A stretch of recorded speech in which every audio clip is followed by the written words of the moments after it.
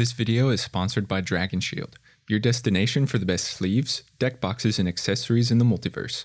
Purchases through the affiliate link below help the channel grow and improve. Dominaria, a plane whose vast geography is mirrored by the depths of its history. A history not beholden to the past, shackled in antiquity, but that lives in the present. Its scars jut from the landscape as reminders of what Dominaria has suffered. War, devastation, oblivion, under the inexorable march of time. And yet these ruins offer promise that the plane will endure any difficulty. They also act as signposts, rock and strata, signifying past events in periods in history where battles were won, empires crumbled, fears realized, and heroes born. Dominaria's ruins whisper on the breeze, beckoning all to uncover their stories. The page begins in -25,000 AR. Eons ago, a primal force of the blind eternities descended upon nascent Dominaria. From its unfurled wings, the Ur-Dragon's progeny fell, meteoric eggs impacting the surface of the plane as they hatched. Thus, the Elder Dragons were born. Content to at first range across Dominaria, subduing ancient tribes and civilizations, the Elder Dragons quickly found their greatest foes lurked amongst their own ranks. Spurred by the manipulative Nicol Bolas, whose ambition knew no bounds in a lust for power, the dragons marshaled forces across their kingdoms to conquer another. In a flash, all of Dominaria was embroiled in the Elder Dragon War. Siblings fought another, fire lit the clouds, the earth trembled, and dragons plummeted. 4,000 years the war dragged, from snow-capped peaks to crashing seashores. When dust and ash settled, only 7 dragons could claim victory. Arcades Sabbath, Palladia Mors, Chromium Rule, Piru, Vevictus Asmati, and the twin planeswalkers Ugin and Nicol Bolas. The Elder Dragon War is immortalized in the saga bearing its name, a reminder of the primordial forces that molded Protean Dominaria. The rest of the dragons were brutally slaughtered or stripped of their wings, rank, and power. 5 of the 7 pursued their advancement on the still young plane, while the twins sought worlds beyond reach, lands across time.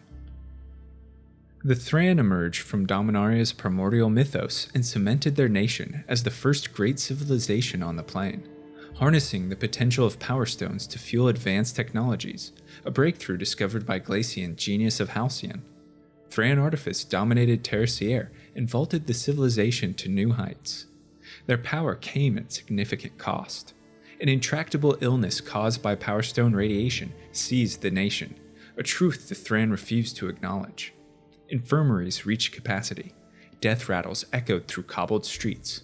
In desperation, the Thran sought a cure from the brilliant, exiled healer Yawgmoth, who had embraced vile practices in eugenics and experimentation to widen his understanding of the natural world. Yawgmoth brought the Thran a cure, and much else. The healer claimed the artificial plane of Phyrexia and connected it to Dominaria through a planar portal in the Caves of the Damned, the stinking underbelly of the Thran capital. Here he brought the sick and dying for experimentation. In a process known as phyresis, Yawgmoth transformed the afflicted into superior beings not entirely human, but entirely obedient to his will. The first Phyrexians were born. On Dominaria, he used fear of the illness and salvation of his cure to wrest political control from Thran ruling elite. The Empire fell to civil war as a united Thran alliance stood against the usurper and Lord of Phyrexia. Thousands of loyal Phyrexians swarmed through the planar portal and fought Thran on sun-baked deserts surrounding the capital of Halcyon. The civil war ended in a brilliant flash of light as mana-charged bombs of pure energy were detonated, erasing millions from existence. The Thran Empire was obliterated, its legacy surviving only in the bones of ruined cities and derelict artifacts. The portal between Phyrexia and Dominaria sealed, Yawgmoth was trapped on his artificial plane. But the Dark God lusts for what was denied him, and Yawgmoth spends millennia plotting his eventual return. From the sulfuric ash of war emerged the time of legends, heroes forged in the fires of myth, cast of indomitable will, forever seared their names into Dominarian history. Characters the likes of Halfdane, Hazezon Tamar, the planeswalker Savitri Skarzam, and the great warrior Stang won notoriety through bold action, securing glory for themselves in a time where power was available to those who took it. In Corondor, the planeswalker Gaedrone Dihada manipulated renowned blacksmith Dakin Blackblade and tied his will to her own. Their feud culminated in the Blackblade Dihada War, which saw the death of Elder Dragon Piru, destruction on Corondor, and birth of the legendary House Carthalion, whose bloodlines yet flow in Dominaria's present. To the south, the city-states and nascent civilizations of Jamura became embroiled in war, instigated by Johann, Tyrant of Tiris. This self-preserving emperor of the northern realms was fueled to bloodlust by great ambition to dominate all of Jamura. Johann's war erupted across the continent, claiming thousands until the wizard was defeated by combined effort of Jedid Ojanen of Afrava and Hazezon Tamar. Though these events greatly influenced the period, many other characters rose across Dominaria in the time of legends, history determining their labels of hero or villain. Thousands of years after the fall of the Thran, and nations divide Tercier's landscape. In the nation of Argive, two brothers are born on the first and last day of the same year and destined to make their mark on Dominaria. The siblings Urza and Mishra struggle to assert superiority against each other and compete for the favor of their mentor. Sibling rivalry born from the proximity of their age molds the pair into prodigious artificers as they seek to understand the ways of Thran technology in archaeological dig sites across Tercier's desert. Fate brings the pair to the Caves of Koilos, ruins of the Thran capital, which had been known by the Caves of the Damned, where they inadvertently unbind the locked gate to Phyrexia by splitting its Power Stone seal in two. These stones, imbued with great power, drive the brothers apart as each lusts for the others. Rivalry is consumed by hatred, competition by malice. Urza and Mishra's strained relationship is severed completely when they raise arms against another as the leaders of Tercier's preeminent nations. The continent is engulfed in a conflict where the genius of artifice demonstrates its destructive potential. The brothers' war sees Mishra and his Phylagi nation struggle to destroy Urza, master of Yosha and Lord High Artificer of Argive. This conflict consumed life and land for decades. City-states fall to relentless machines of metal fueled by depleting natural resources. Tercier becomes a burnt husk as black smoke chokes the sky and cries of the dying ring out across blood-stained battlefields. No end is in sight. The brothers, filled with venom, are unable to reason with another to repair past grievances, as war drags Phyrexian agents sent from the unlocked portal infiltrate Dominarian society to spread the blessings of their god and prepare Tercier for a conquering force. Their priests whisper lies to an aging and delirious Mishra, who's converted to their cause, his flesh replaced with metal. The brothers' conflict comes to a disastrous conclusion on the island of Argoth. Possessed of immense guilt for the outcomes of his actions and the realization that his brother Mishra has been consumed and transformed into a Phyrexian by their agents, Urza pours his anguish into the Golgothian Silex, an artifact of unknown origin with cataclysmic potential. Urza's activation of the Silex unleashes a torrent of mana that obliterates Argoth, destroys armies, and ignites the Artificer's Planeswalker Spark in an explosion that reverberates through the annals of Dominaria's history for millennia. This flashpoint is immortalized in the illustration of Urza's ruinous blast, the flavor text of which reads, "Centuries ago, one man's vengeance plunged the world into ice and darkness." The Brothers' War ends at significant cost. Dominaria is plunged into plane-wide ice age as climate change cools the land. Tercier stands broken, the torch of enlightenment presented by artifice extinguished by all who have witnessed its destructive potential. Metal and magic alike are abhorred as a period of technological stagnation descends. Beyond the plane's reach, a barrier begins to coalesce, trapping Dominaria and 11 others within a shard that disconnects them from the rest of the multiverse. Urza's name is carried on in curses and hateful memory, as the Planeswalker spends thousands of years consumed by one task, the destruction of Phyrexia. The effects unleashed in the wake of the Silex blast are far-reaching, but take centuries to completely materialize. These years of slow climate change, of intellectual regression, and dynastic collapse are known as the Dark, a time when much of Dominaria eschewed magic or artifice, instead embracing zealous superstition. Kingdoms that survived generations fell to ruin. Fear gripped every heart as crops produced increasingly meager yields. The Dark represents a period of stagnation from which Dominaria would take centuries to overcome. Amid this backdrop, the empires of Sarpedia, mighty and arrogant, succumb to external threats or internal hubris, their downfall codified in the volumes of Sarpedian empires. The Ebon Hand and the Elves of Havenwood are struck down by their own creations, overwhelmed by countless thralls and thalids. Dwarven nations, Vodalian merfolk, and Icatian knights buckled under external invasion. Tragic in their death, the fall of Sarpedia's empires highlight the power vacuum of the dark. Centuries later, in 450 AR, an icy hand grips Dominaria beneath heavy snows and massive glaciers. Climate change is fully materialized in the time of ice. The Ice Age is a period of survival, hardship, rediscovery. Budding nations struggle against endless frost to rebuild what was lost in the dark. Curiosity breeds generations of archaeologists and artificers that chisel through frozen layers to uncover ancient technologies used during the Brothers' War and beyond.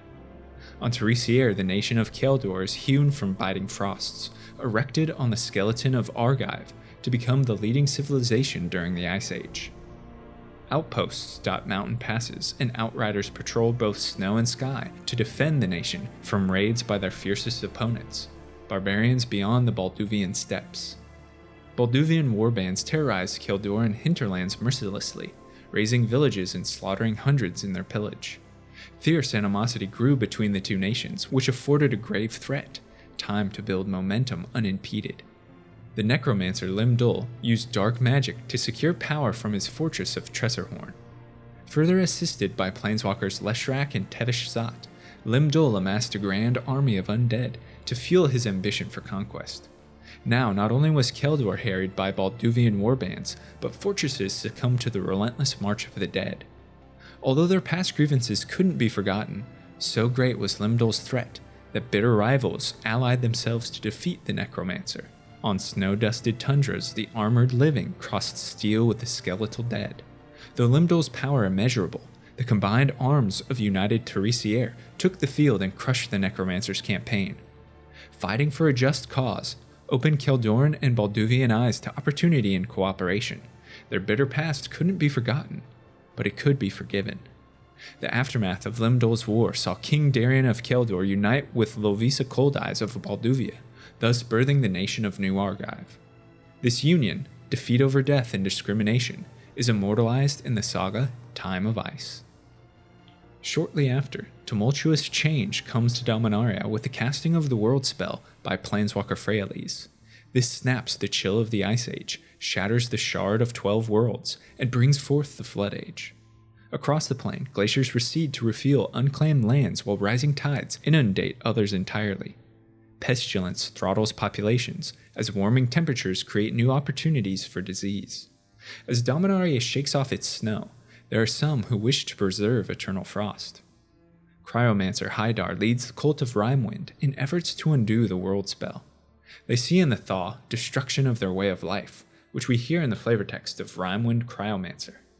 The thaw brings flooding, disease, and death. We will do all in our power to bring frigid peace back to the world. Melting ice relinquishes its grip over much of the past as ancient ruins and sinister relics free themselves from glaciers.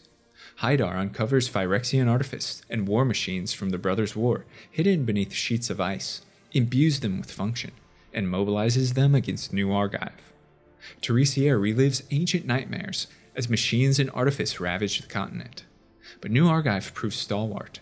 With assistance from Fintorn and Yavimaya, Hydar is defeated and the dream of eternal frost extinguished. The Ice Age comes to an end and periods of relative peace blanket Phyrexia, allowing it to rebuild in this new world. But beneath the foreground and beyond comprehension, a bitter rivalry boils between Urza Planeswalker and Yawgmoth of Phyrexia. The Shard of 12 Worlds shattered, Dominaria sits precariously unprotected, vulnerable to Phyrexian incursions as Yawgmoth plans an ultimate invasion no one besides Urza can truly understand. Nearly 1,000 years, Dominaria acts as board and battleground, an elaborate chess match between Urza and Yawgmoth, a supreme test of wills played for the greatest stakes. Each side tests another, probing for weakness and sabotaging progress. Their match commences with Urza's founding of the Tolarian Academy. a school isolated where the brightest students conduct experiments to perfect Urza's designs against Phyrexia. Here, he gives life to Karn and manipulates time streams in efforts to defeat Yawgmoth in the past. The Dark God counters by sending sleeper agent Crick to destroy the Academy. In this dangerous manipulation of pawns, Urza begins assembly of the Legacy, a weapon of combined artifacts with the destructive potential to reduce Yawgmoth to dust, and launches the Bloodlines project at various facilities across Dominaria. This genetic manipulation of family trees is intended to produce the heir to the Legacy, an individual capable of unleashing the weapon's full potential as Dominaria's salvation.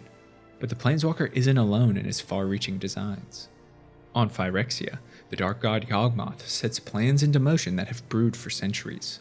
He intends to launch a Phyrexian invasion of Dominaria on a scale never before seen in the multiverse. The first phase sees sleeper agents and advanced strike teams deployed to deadly effect, destabilizing and destroying strategic Dominarian holdings. The second, and most ambitious, is launched during the Wrathy Overlay, when the pocket plane and staging ground for Phyrexia's main force materializes on top of Dominaria. The two planes collide, bringing millions of Phyrexians to bear against Dominaria's coalition. War consumes every continent. Blood and oil saturate the lands as millions are slain. Invasion culminates in the final phase as Yawgmoth himself descends upon the plane, a sinister cloud of death whose miasma kills in an instant, highlighted in the art of Toxic Deluge. There is no defense. Dominaria places all hope of survival on the shoulders of Gerard Capuchin, heir to the Legacy, and the crew of Skyship Weatherlight. Gerard sacrifices himself to activate the Legacy and unleash its potential. A sentient blast of pure mana pierces Yawgmoth as the Lord of Phyrexia, destroyer of the Thran, tormentor of Dominaria, plummets to his death. All around, destruction blankets the plane as Dominaria reels from invasion, pushed to the very edge of oblivion. Countless lives snuffed out, nations buckled under Phyrexian assaults, ideals and virtues shattered. And yet no word could better describe the outcome than victory. Yawgmoth's mark and the scars of invasion linger for generations, open wounds sensitive to the slightest touch. Dominaria falls to its knees, ready to crumble under the weight of the next great threat, one that arrives with the time spiral crisis. The Silex Blast, Wrathy Overlay, millennia of temporospatial manipulation, tease at reality's thread until it unravels completely. Across Dominaria, pockets of altered space burst, tears in time rip through alternate dimensions as past and future entwine, depositing creatures from ages gone while hurtling others to distant lands. The time spiral crisis destabilizes the plane's foundation as Dominaria buckles under paradox. Temporal rifts slice mana ley lines, leaching vital force from the land. Without nourishment, growth stagnates and Dominaria withers. Forests, once vibrant with greenery, now brown and shrivel. River flows halt, and arid desert sands swallow cities whole. Many cannot adapt to the drastic change that shapes Dominaria, and fall prey to the dangers of a toxic plane in its death throes. The Planeswalker Teferi assumes much responsibility for his actions in causing the temporal crisis. His guilt spurs the Walker to action as Teferi seeks the aid of others in sealing the largest rifts. Through noble sacrifice of spark and at times life, the Planeswalkers succeed in restoring the time stream, saving Dominaria in an action that would have lasting ramifications for the multiverse. This great mending healed battered Dominaria, pruned alternate branches of reality, and rewove desiccated mana ley lines. An unforeseen effect transformed the nature of the Planeswalker Spark. No longer immortal, ethereal beings with godlike abilities, Planeswalkers lost much of their vaulted status and power, now unable to unravel the restored fabric of reality through their actions. Memorial to the Great Mending is on display in the illustration of its saga. Through heroic intervention, or perhaps shameful guilt, Dominaria is restored and resurgent. The Great Mending enacted, mana once more surged through Dominaria, which the plane drank as though it had thirsted forever. Lands torn asunder by time rifts were resown, mana-deprived deserts rejuvenated into idyllic wildlands. An aura of renewal persists through the aptly named Mending era of Dominaria. Wounds of the past not forgotten, but scarred over as the plane looks to hope promised by the future. The sentiment is echoed in the illustrations of cards like Hinterland Harbor, in which a destroyed Phyrexian portal now shelters a port town bustling with activity, as well as Grow from the Ashes, showcasing a machine of war overtaken by natural growth. These and countless other ruins act as constant reminders of Dominaria's past suffering, yet bright future. New nations are forged, alliances old renewed, fires of creativity burnish hearts and minds. On Arona, New Benalia emerges from the sanded ruins of old, its armored knights holding on to ancestral ideals and forming tentative alliances with Lanoir's Elfheims and Keld's warbands. The embattled races of Shiv have set aside differences and chartered the creation of a united Shivan nation. New Argive solidifies its role as shepherd of the three Cierian Isles, and the consciousness of Yavimaya, once battered by Phyrexia, stirs again, grasping at lands beyond its borders. But not all is peaceful convalescence. Teferi and Jamura mourn the loss of Zalfir to the time stream. A silent void now holds its place where anguished memories carry on the breeze. They're preserved in Zalfiran Chronicler and the saga Phasing of Zalfir. Trouble stirs on the Burning Isles. Cabal cultists extend their influence from a new center within Phyrexia's stronghold. Their dark priests corrupt malleable souls, while agents infiltrate other nations to sow discord. Valiant knights of Free Urborg oppose Cabalists to wrest control of the Isles. A dark force, familiar, lusts for Dominaria from beyond the blind eternities. The shadow of an emboldened new Phyrexia casts its pall over the plain as it seeks to prevail where its predecessor could not. Conquer Dominaria, integrate its people into a twisted vision of Phyrexian perfection. Already, the Praetor Sheoldred has infiltrated and planted Phyrexian sleeper agents across the plain, her efforts furthered by the warped devotion of Rona and the Brotherhood of Gix. Nightmares not seen on Dominaria for centuries coalesce as Sheoldred activates her invasion force. Phyrexia is again at hand. Karn Silver Golem knows the danger of this foe intimately. He faced invasion alongside his creator Urza and nearly succumbed to New Phyrexia's corruption as it consumed his plane of Argentum. Burdened with guilt and responsibility, the Planeswalker uncovers the legendary Golgothian Silex, intent on using it against New Phyrexia. As sleeper agents and mechanical abominations swarm all sides, a new coalition stands united to defend Dominaria. The key to unlocking the Silex power lies deep in the past. Teferi must travel through time to the events of the Brothers' War and witness its activation. For the past holds salvation not only for Dominaria, but the rest of the multiverse as the shadow of New Phyrexia extends across the blind eternities. Dominaria, a plane rich with history of myths and legends, of heroism and sacrifice, of renewal and desolation. A plane that has faced extinction and been carved by the inviolable blades of those warriors that have passed into memory. A plane that lives with its past and seeks guidance from it to better shepherd its future. Though no longer the nexus of the multiverse, Dominaria yet stands as an integral location as realms must stand united in the face of the latest threat. Thanks so much for watching and listening to this video on the history of Dominaria. Now I want to hear from you. Let me know which time period is your favorite and which characters capture your imagination. And if you're a fan of lore and storytelling, consider subscribing to the channel or checking out the podcast where content's uploaded frequently. Again, a huge shout out to all of my Patreon supporters who make all of this possible. I couldn't do it without their spectacular patronage. If you're interested in becoming a lore luminary for access to me, a great community, and early video drops, check out the link below or head to patreon.com/Lorebrarians to learn more. Until next time, go forth and explore the lore.